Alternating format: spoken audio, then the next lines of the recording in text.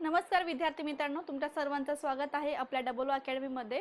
तर आज आपण व्हिडिओमध्ये पाहणार आहोत की महत्त्वाचे घटक कोणते आहेत बुद्धिमत्ता विषयामध्ये। ठीक आहे, तर सरळ सेवा भरतीसाठी बुद्धिमत्ता चाचणीचं महत्त्वाचा घटक कोणता आहे आणि कसा करावा अभ्यास। तर ह्या व्हिडिओमध्ये मी तुम्हाला संपूर्ण माहिती देणार आहे। सो आजचा हा पूर्ण व्हिडिओ आहे, तुम्हाला सर्वांना पाहायचा आहे आणि तुम्हाला ह्या व्हिडिओचा जर फायदा झाला तर नक्की तुम्हाला कमेंट बॉक्समध्ये सांगायचं आहे।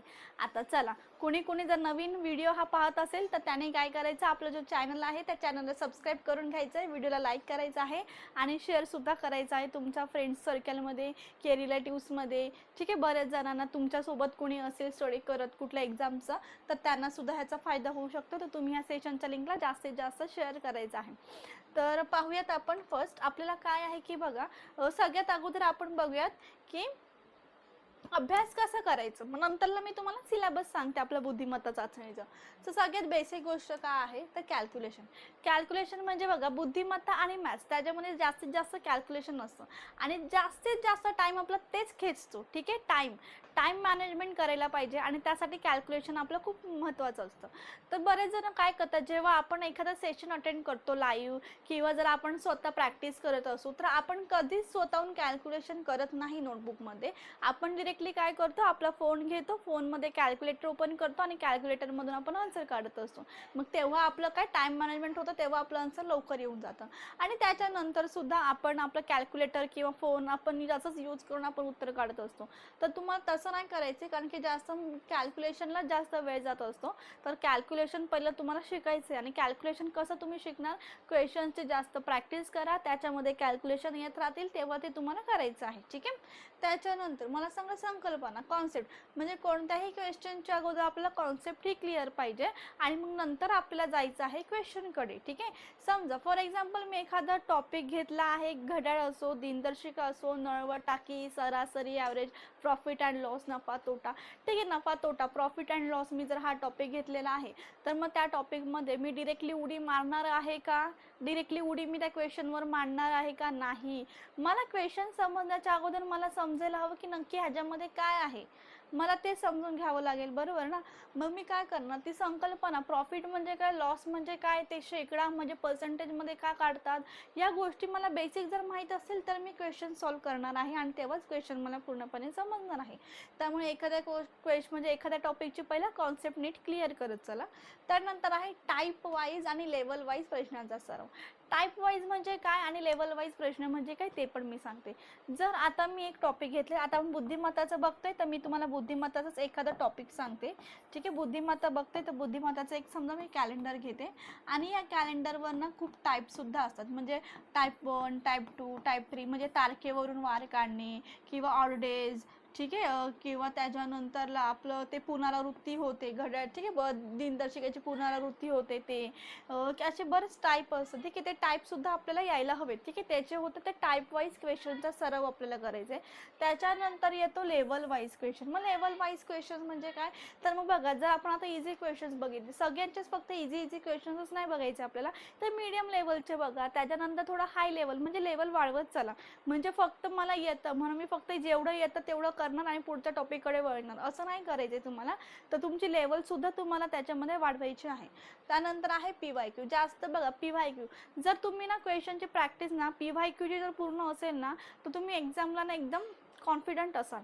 कारण की कसं आहे, आणि जर PYQ करता तर ते 2017 ते 24 पर्यंत जे काही म्हणजे क्वेश्चन पेपर असतील त्या सर्वांचा सराव करत चला। म्हणजे एक्झाममध्ये कोणत्या टाईपचे क्वेश्चन येतात, त्याची लेवल काय आहे, बेस काय आहे, हा तुम्हाला समजण्यात येईल।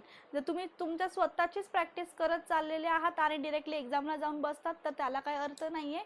तुम्ही फक्त क्वेश्चन सॉल्व करणार, तुमचं नाही टाईम मॅनेजमेंट होणार आहे, नाही तुमचं जे काय लेवल आहे ती तुम्हाला समजणार आहे। पण जर तुम्ही 2024 पासून 25 पर्यंतचे क्वेश्चन पेपर सॉल्व करता, ह्याच्यावरून तुम्हाला एक कॉन्फिडंट येतो की बाबा मागचे क्वेश्चन पेपर असे ह्या लेवलचे होते आणि मी आता प्रिपेअर्ड आहे ह्या एक्झाम द्यायला। ठीक आहे, त्यामुळे तुम्हाला 2017 to 24 ची काय जी PYQ असेल ती करायची आहे।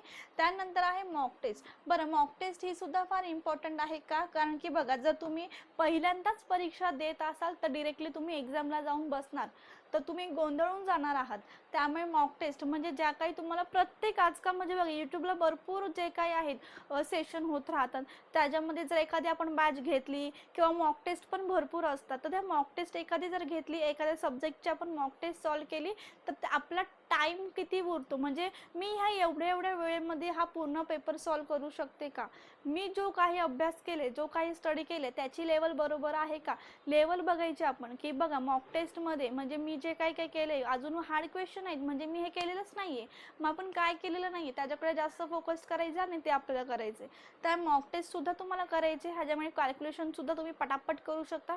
त्याच्यानंतर मॉक टेस्टवरून तुम्हाला एक लेवल सुद्धा समजण्यात येणार आहे आणि जे काही टॉपिक असेल त्याचे सुद्धा तुमचे कॉन्सेप्ट क्लिअर असेल, तुम्ही ते सुद्धा सॉल्व करू शकतील. एक तुम्हाला कॉन्फिडन्स येईल एक्झामला जाताना की हा मी मॉक टेस्ट सोडवलेत, म्हणजे मी एक बघतो ना आपण एक पेपर मला एक द्यायचे आणि खरा पेपर खोटा पेपर, म्हणजे प्रॅक्टिस आपण म्हणतो ना की मी आता आपण एकदा इंटरव्ह्यू सुद्धा आपण एखाद्या कुठे द्यायला गेलो तर आपण अगोदर प्रॅक्टिस घेतो, कोणाला तरी सांगतो की माझं इंटरव्ह्यू घ्या बघू देत मला किती काय येतं. आपण जर 4-5 जणांना असं सांगितलं इंटरव्ह्यू घ्यायला, मग नंतरला आपण कुठे इंटरव्ह्यूला जाताना आपण कॉन्फिडंट असतो आणि मला बोलता येते, मी बोलू शकते.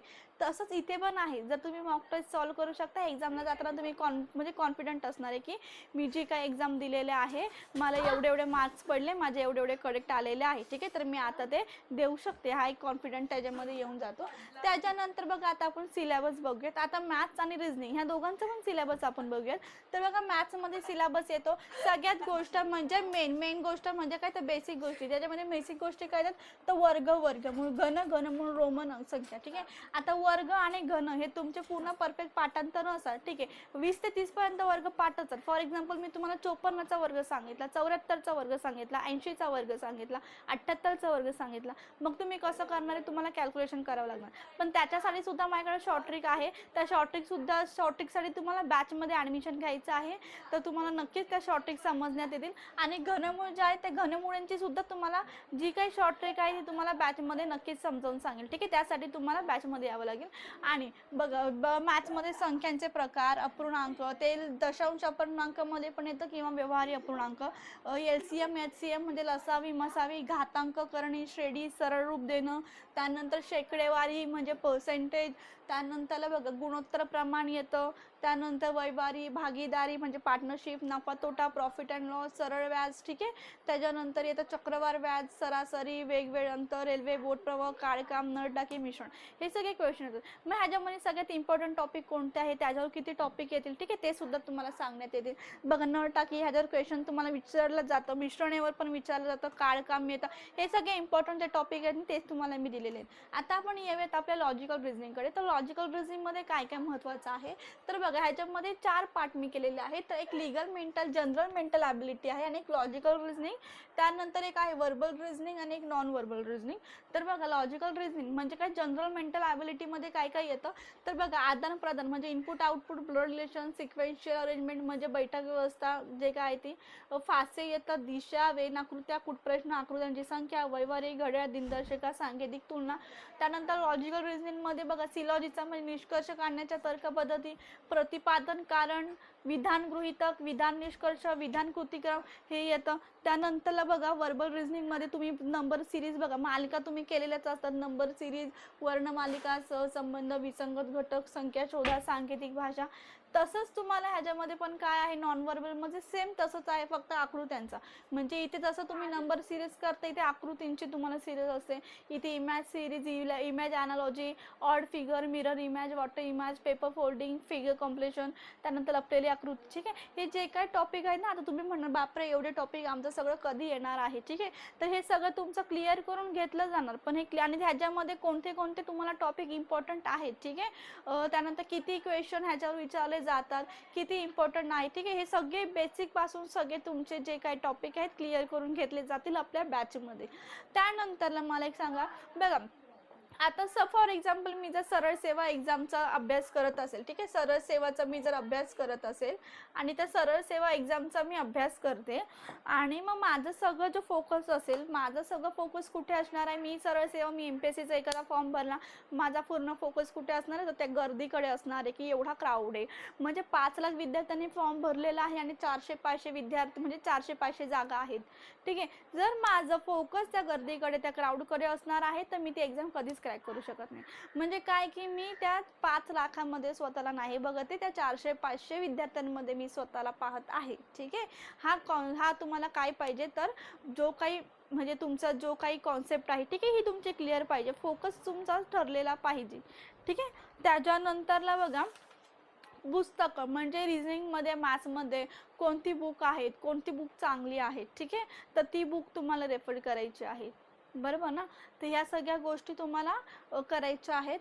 आणि ह्या व्हिडिओमध्ये मी तुम्हाला काय सांगितलं आहे, तर तुम्हाला मी हे सांगितलेलं आहे की बेसिक तुमचं कसं पक्कं म्हणजे अभ्यास नक्की तुम्हाला कसं करायचं आहे, टॉपिक कंप्लीट कसे करायचे आहेत आणि पूर्ण जो काही सिलेबस कोणते आहेत ते मी तुम्हाला सांगितलेलं आहे, ठीक आहे. आणि हे जर तुम्हाला चांगल्या प्रकारे करायचं असेल, अगदी शॉर्ट मेथडने करायचं असेल, तर तुम्ही नक्कीच आपली जी बॅच आहे ती बॅच घेऊ शकता, ठीक आहे. आणि नक्कीच तुम्हाला जर ह्याचा फायदा झाला तर तुम्हाला कमेंट बॉक्समध्ये सांगायचं आहे. जर तुम्हाला बॅच घ्यायची असेल तर तुम्ही कॉलसुद्धा करून आपली बॅचसुद्धा घ्यायची आहे. आणि व्हिडिओला नक्कीच शेअर करायचं आहे आणि आवडली असेल तर कमेंट करा. नवीन कोणी असाल तर सबस्क्राईब देखील करून ठेवायचं आहे. थँक्यू सो मच सर्वांना.